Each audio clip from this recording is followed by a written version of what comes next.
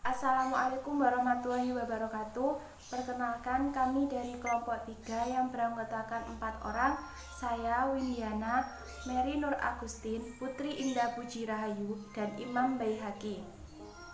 Kelompok kami akan membahas mengenai bunga. Selanjutnya, kelompok kami akan membahas mengenai 4 poin. Poin yang pertama, karakteristik anatomi bunga. Poin yang kedua, jaringan penyusun bunga.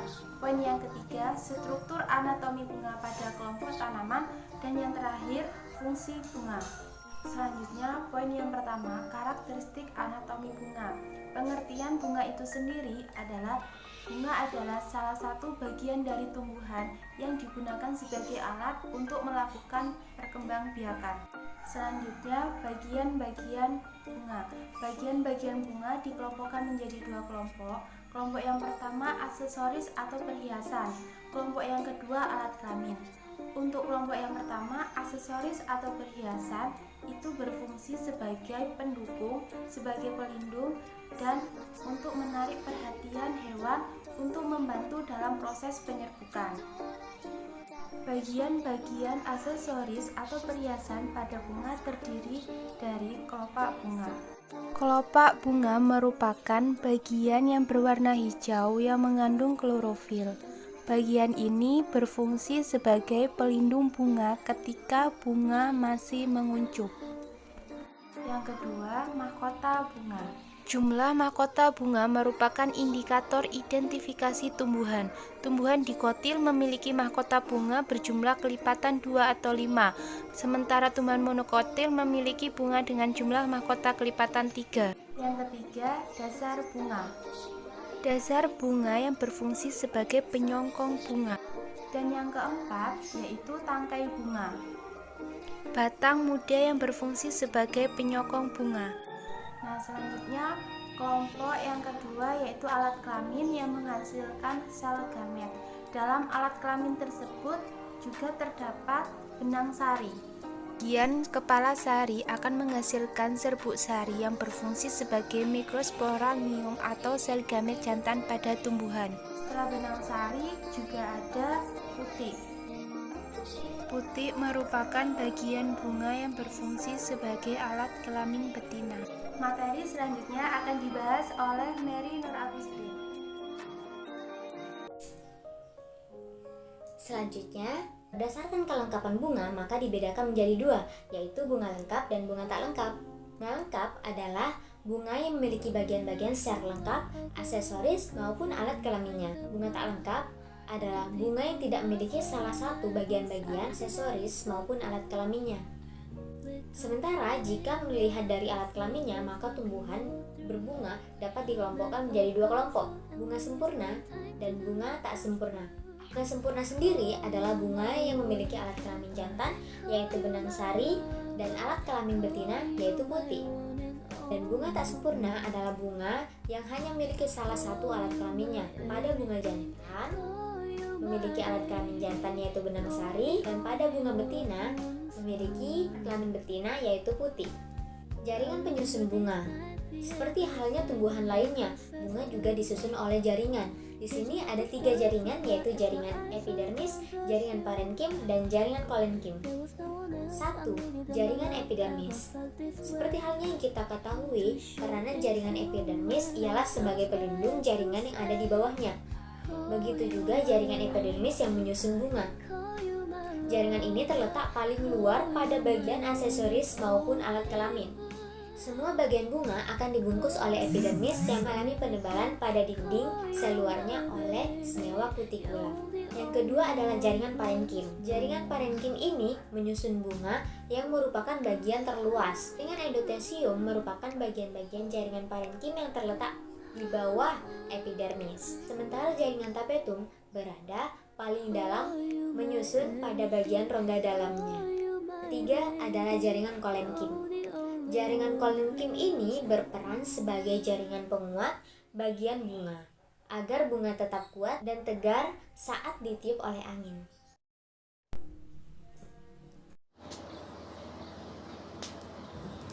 Baik, saya Putri Indah Puji Rahayu akan menjelaskan tentang struktur anatomi bunga dengan berbagai kelompok tanaman. Di sini saya memiliki beberapa tanaman yang akan saya jelaskan tentang struktur anatominya, yaitu yang pertama bunga sepatu, bunga mawar, dan bunga melati. Yang pertama yaitu struktur anatomi bunga mawar. Di sini saya mengambil contoh bunga mawar putih. Bunga mawar termasuk ke dalam genus Rose yang memiliki 100 spesies yang tersebar di seluruh dunia. Bunga mawar memiliki 4 tipe, yaitu mawar semak, mawar pohon, dan mawar liana serta mawar kerdil. Di sini saya mengambil mawar semak yang biasanya difungsikan untuk tanaman pagar di depan rumah. Bunga mawar memiliki bagian putik dan benang sari, ya ada di dalam sini. Dan jumlah mahkota berkisar antara 20 sampai 26 mahkota. Namun jika bunganya lebih besar, maka jumlah helai pada mahkota bunga mawar juga akan semakin banyak. Putik dan benang sari bisa ini dilihat, ini adalah putik dan ini benang sari. Ini adalah mahkota dari bunga mawar. Ini kelopak bunga mawar, ini inti bunga, dan ini adalah tangkai. Yang kedua yaitu struktur anatomi pada bunga sepatu. Struktur anatomi pada bunga sepatu termasuk ke dalam struktur anatomi bunga yang paling sempurna. Bunga sepatu memiliki 2 bagian penting, yaitu bagian steril dan fertil. Bagian steril merupakan bagian dari bunga yang tidak termasuk ke dalam kategori alat reproduksi. Bagian steril pada bunga sepatu yaitu meliputi mahkota bunga, lalu kelopak bunga, ini kelopak bunga, lalu daun tangkai, dan dasar bunga. Dasar bunga ada di dalam sini.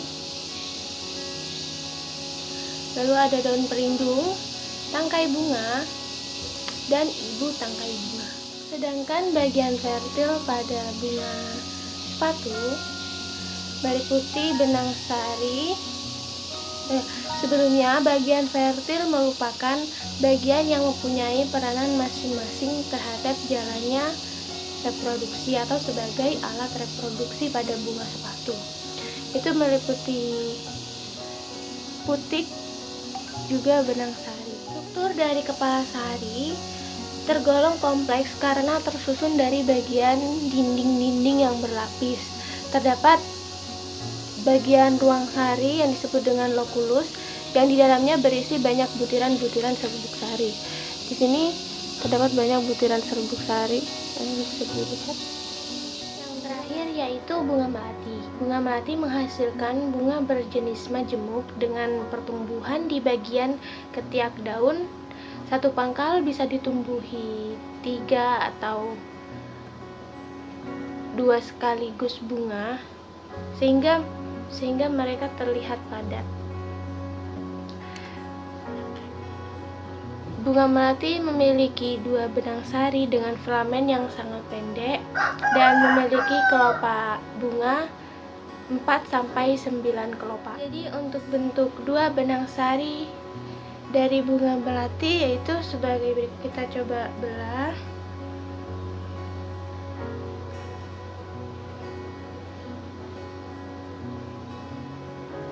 Seperti ini. Kita lihat ini. Nah, ini ada 2 benang sari dari bunga melati. Bunga melati memiliki 4 ovala dan 2 kantong sari atau lokal. Struktur anatomi bunga itu ada 2, yaitu dikotil dan monokotil. Dikotil, bagian utama yang menjadi sorotan adalah mahkotanya atau corolla beserta kelopaknya yang mempunyai bagian helaian yang disebut petal. Kedua komponen tersebut sering dijuluki dengan perhiasan dari bunga karena memang keindahan yang ditunjukkan. Helaian yang membentuk mahkota bunga biasanya mempunyai ukuran yang cukup lebar untuk ukuran tanaman tersebut dan tentunya menyuguhkan berbagai macam warna tergantung dengan jenis bunganya atau dengan jenis tanamannya. Biasanya bunga dikotil bisa ditemukan pada bunga padi, gandum, jagung, dan sebagainya. Yang kedua yaitu monokotil.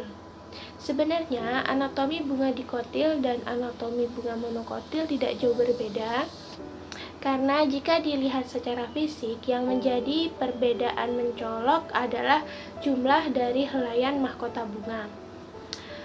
Pada jumlah ini yang menentukan bahwa bunga bisa dikategorikan sebagai monokotil ataupun dikotil.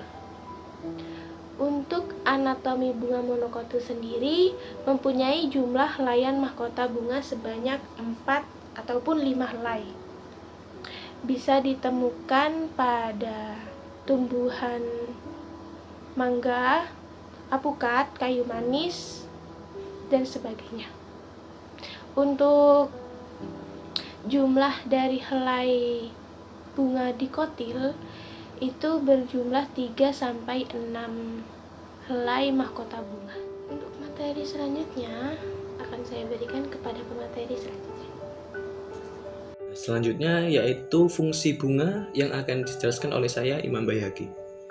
Seperti yang telah diuraikan pada poin pengantar, telah diuraikan bahwa bunga memiliki peran atau fungsi penting bagi tubuh, yaitu yang pertama sebagai organ reproduksi. Bunga adalah organ reproduksi seksual pada tumbuhan.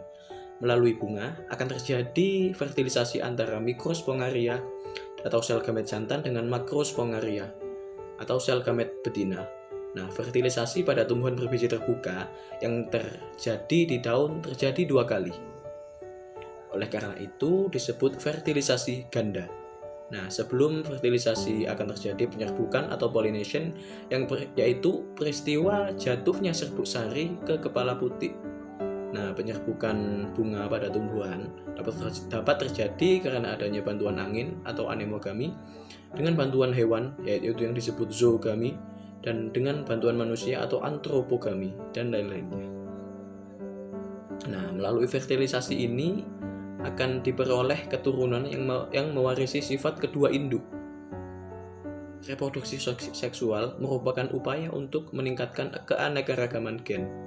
Pembuahan ganda yang berlangsung di dalam ovarium akan membentuk embrio dan juga endosperms yang berperan sebagai cadangan makanan embrio. Dan yang kedua yaitu alat identifikasi tumbuhan. Bunga merupakan salah satu objek pengamatan identifikasi tumbuhan. Jumlah mahkota bunga menjadi acuan dalam menentukan kelompok tumbuhan dikotil atau monokotil. Selain itu, jumlah kelopak, mahkota, serta kedudukan dan jumlah benang sari dan putik menjadi objek pengamatan dalam membuat diagram bunga dalam ilmu botani. Nah, yang ketiga yaitu nilai estetika. Bunga memiliki bagian-bagian perhiasan seperti mahkota yang berwarna-warni dan sering dimanfaatkan sebagai benda yang dapat meningkatkan nilai keindahan. Tentu saja hal ini berpotensi dalam bidang ekonomi. Terima kasih.